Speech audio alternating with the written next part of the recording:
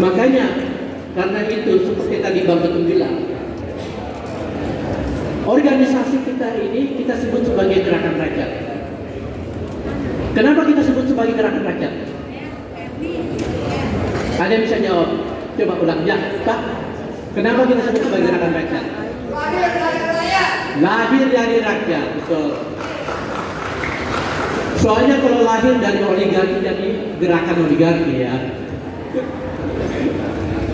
Nah, demokrasi dan demokrasi tentu adalah jalan di mana kita bisa memperbaiki dan menyembuhkan Indonesia dari penyakit-penyakit politik budaya yang menyampingkan suara-suara rakyat.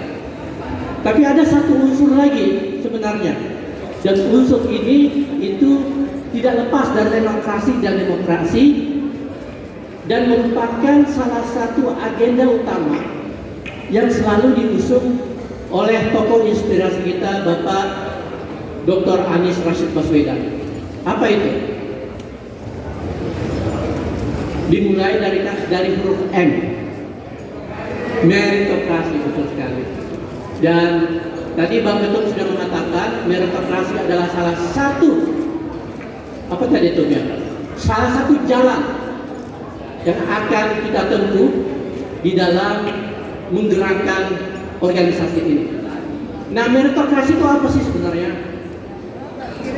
Meritokrasi itu adalah budaya di mana seseorang dinilai dari karyanya, di mana seseorang itu dihargai dari kemampuannya, bukan dari bapaknya, ya, bukan dari omnya atau pamannya, bukan dari saudaranya.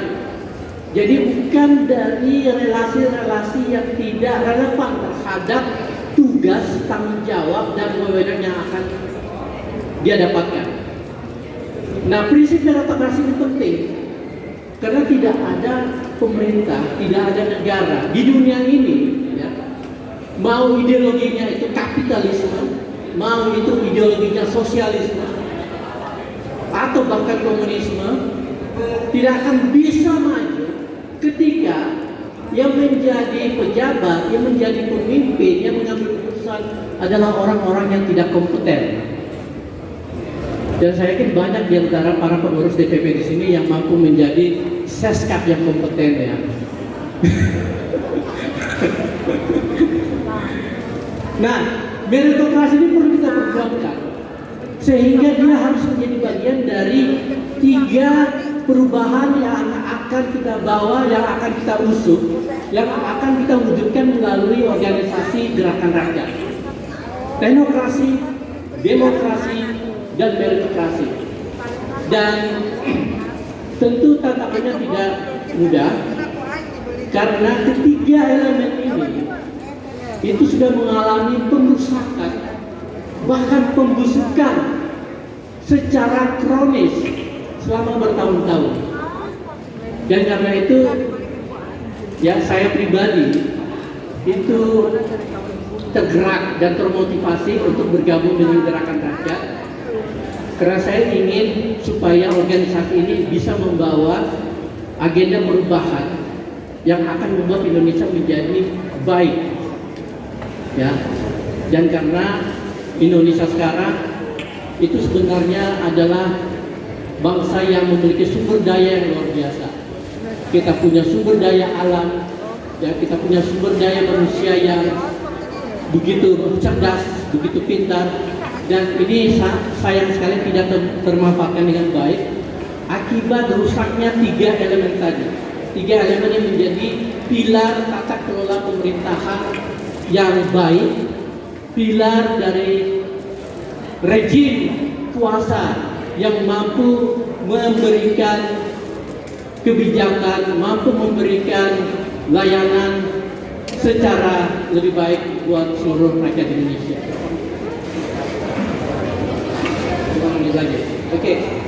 Jadi untuk menutup materi ini, saya cuma mengatakan bahwa perjuangan kita masih panjang, ya.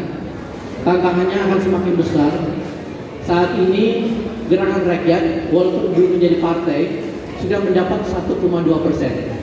Tepuk tangan, Pak. 1,2% itu adalah angka yang juga didapatkan oleh sebuah partai yang sudah berdiri 10 tahun yang lalu, sejak 10 tahun yang lalu, sudah mengikuti pemilu 2 kali, sudah didukung oleh salah satu presiden, tapi tetap aja 1,2%. Jadi, sementara Gerakan Rakyat popularitasnya baru 20%, sudah dapat 1,2. Ya, kira-kira kalau 100% berapa persen kira-kira target kita elektabilitas? 10, double digit, insya Allah dapat di sini. Kalau misalnya elektabilitas Gerakan Rakyat 5% aja, ya, ketum langsung tuh di WA sama Dasko untuk berpakat. Bro, ini gimana nih kondisi kita ya? Nah, jadi kita selalu optimis karena ada dasar untuk itu. Masyarakat Indonesia saya yakin sebagian besar itu setuju dengan apa yang kita perjuangkan, dan mereka semua merasakan apa yang kita rasakan sama-sama, bahwa Indonesia sedang tidak baik. Terima kasih. Assalamualaikum warahmatullahi wabarakatuh.